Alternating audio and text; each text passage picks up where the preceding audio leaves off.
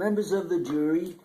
you have had pointed out to you in prior cases the fact that your judgment is to determine the questions of fact that arise in these cases. What are the questions of fact that are to be determined by you here? This plaintiff claims the right to recover damages from the defendant because of injuries alleged to have been received by him on the 31st of August through the negligence of the employees of the defendant. The plaintiff claims that he was about to board a standing trolley car in the borough of Brooklyn on that day when the car was started without giving him an opportunity to leave the running board and get in the space between the seats. And while the trolley car was in close proximity to a standing truck, and that the injuries he received were due to the negligence of those operating the trolley car. The defendant claims, on the other hand, that the plaintiff attempted to board the car while it was in motion and attempted to board it at a point in close proximity to the standing truck, that he was injured and through the negligence of the defendant, but through his own negligence. So you can see that the issue of fact comes about from those conflicting stories told by the witnesses on both sides.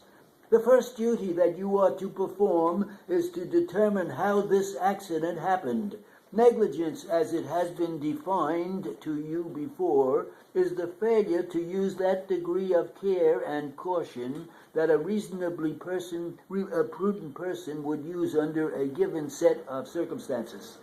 The circumstances here, to a certain extent, are admitted. It is admitted that the defendant operates a street railway, and it is conceded and not disputed that the plaintiff attempted to board one of its cars as a proposed passenger.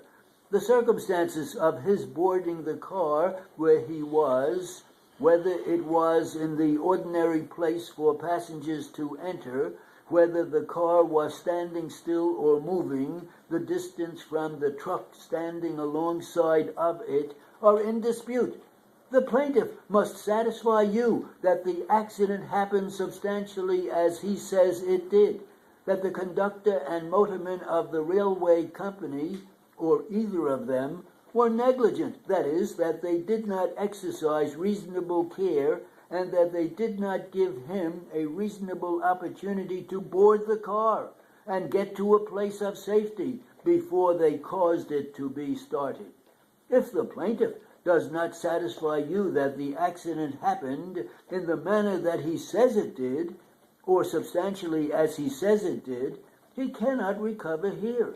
He cannot recover here upon a different theory. I charge you as a matter of law that if the plaintiff attempted to board the car after the car had started and while it was in motion and in close proximity to the track of the point where he was getting on his own admission of the facts, he cannot recover anything here, because it would be proper for you to find contributory negligence of the plaintiff if he attempted to board a moving car with a truck so close to the point where he was boarding it. So you can see the reason for the rule that the plaintiff must prove the accident happened substantially as he says it did. You will see there are two conflicting